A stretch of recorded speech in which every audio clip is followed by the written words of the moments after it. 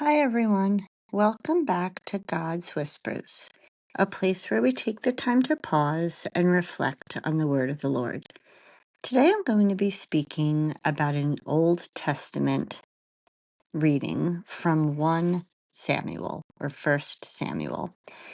It's from what I haven't read from this at all, the book of Samuel, so I had to do a little bit of research. And it starts off at a turning point in Israel's history.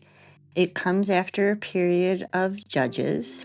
That was a time marked by instability, moral confusion, and spiritual silence, and then leads into kings. This moment in history, Israel doesn't have a king, so leadership is scattered. People are still learning what it means to live faithfully as God's people. So, right here in the middle of all of it is Samuel. Samuel is the last of the judges and the first of the prophets in this new era, and the one who will eventually anoint Israel's first kings, Saul and David. So his life bridges the chaos and calling. So this chapter begins by saying the word of the Lord was rare in those days. It's not just setting the mood, it's describing the actual spiritual reality. Let's listen. During the time young Samuel was minister to the Lord under Eli, a revelation of the Lord was uncommon and vision infrequent. One day Eli was asleep in his usual place. His eyes had lately grown so weak that he could not see. The lamp of God was not yet extinguished, and Samuel was sleeping in the temple of the Lord, where the ark of God was. The Lord called to Samuel, who answered, "Here I am." Samuel ran to Eli and said, "Here I am. You called me?" "I did not call you," Eli said. "Go back to sleep." So he went back to sleep. Again, the Lord called Samuel, who rose and went to Eli. "Here I am," he said. "You called me?" But Eli answered, "I did not call you, my son. Go back to sleep."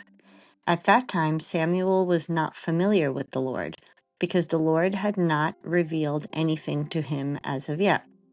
The Lord called Samuel again for the third time. Getting up and going to Eli, he said, "Here I am. You called me?" Then Eli understood that the Lord was calling the youth. So Eli said to Samuel, "Go to sleep, and if you are called, reply, 'Speak, Lord, for your servant is listening.'"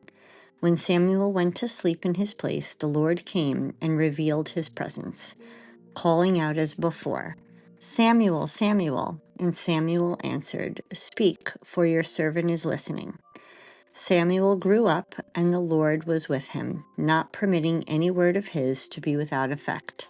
Thus all Israel from Dan to Beersheba came to know that Samuel was a credited prophet of the Lord. I think that's a really pretty story.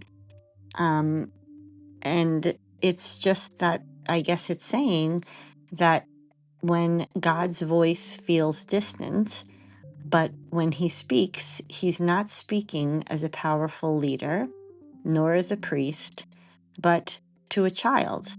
Samuel is serving in the temple, learning by watching, sleeping near the ark.